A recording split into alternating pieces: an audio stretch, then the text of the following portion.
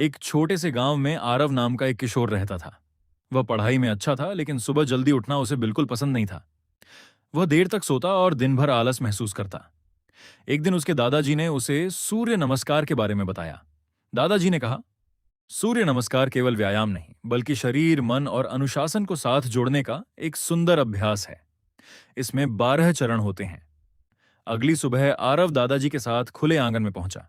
सूरज धीरे धीरे निकल रहा था। पहला चरण, प्रणामासन। आरव ने दोनों पैरों को साथ रखकर सीधे खड़े होकर हथेलियों को नमस्कार की मुद्रा में जोड़ा। उसने शांत होकर दिन की शुरुआत करने का संकल्प लिया। दूसरा चरण, हस्त उत्तानासन। उसने दोनों हाथ ऊपर उठाए और शरीर को आराम से पीछे की ओर फैलाया। दादाजी ने समझाया कि हर गतिविधि ध्यान और सहजता से करनी चाहिए। तीसरा चरण, पादहस्तासन। आरव ने धीरे धीरे आगे झुककर हाथों को पैरों के पास ले जाने का प्रयास किया। शुरुआत में उसे कठिन लगा, लेकिन उसने जल्दबाजी नहीं की। चौथा चरण, अश्व संचलनासन। एक पैर पीछे ले जाकर उसने सामने वाले घुटने को मोड़ा और शरीर को संतुलित रखा। उसे लगा जैसे वह किसी नई यात्रा की ओर बढ़ रहा हो। पांचवां चरण, दंडासन। अब उसने दूसरा पैर पीछे ले जाकर शरीर को सीधी रेखा में रखा। दादाजी बोले, संतुलन शरीर में ही नहीं, जीवन में भी जरूरी है। छठा चरण, अष्टांग नमस्कार। आरव ने शरीर के निर्धारित हिस्सों को जमीन से स्पर्श कराया और कुछ क्षण स्थिर रहा।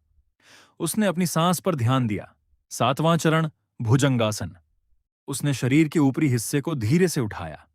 सामने उगता हुआ सूरज देखकर उसके मन में एक नई ऊर्जा महसूस हुई।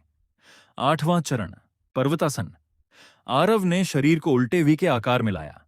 यह चरण उसे थोड़ा कठिन लगा, लेकिन दादाजी ने कहा, अपनी क्षमता के अनुसार करो, शरीर पर जोर मत डालो। नौवां चरण, अश्व संचलनासन।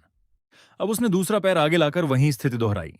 उसे महसूस हुआ कि अभ्यास के साथ उसका संतुलन बेहतर हो रहा है। 10वां चरण, पादहस्तासन। वह फिर आगे झुका और कुछ क्षण शांत रहा।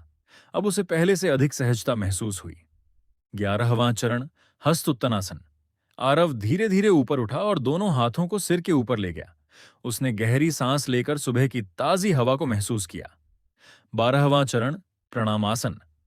अंत में वह फिर सीधे खड़ा हुआ और दोनों हाथ जोड़कर सूर्य की ओर सम्मानपूर्वक देखा। उसके चेहरे पर संतोष था। कुछ दिनों बाद आरव की सुबह की आदत बदल गई। वह समय पर उठने लगा, पढ़ाई के लिए बेहतर दिनचर्या बनाने लगा और अपने काम को टालना भी कम कर दिया। दादाजी मुस्कुराकर बोले, बेटा, सूर्य नमस्कार के 12 चरण केवल शरीर को सक्रिय करने की याद नहीं दिलाते, बल्कि अनुशासन, धैर्य और एकाग्रता का महत्व भी सिखाते हैं। आरव ने समझ लिया कि अच्छी आदतें एक दिन में नहीं बनती। रोज थोड़ा थोड़ा अभ्यास करने से जीवन में बड़ा बदलाव आ सकता है। सीख, जीवन में सफलता के लिए नियमितता, अनुशासन और धैर्य जरूरी हैं।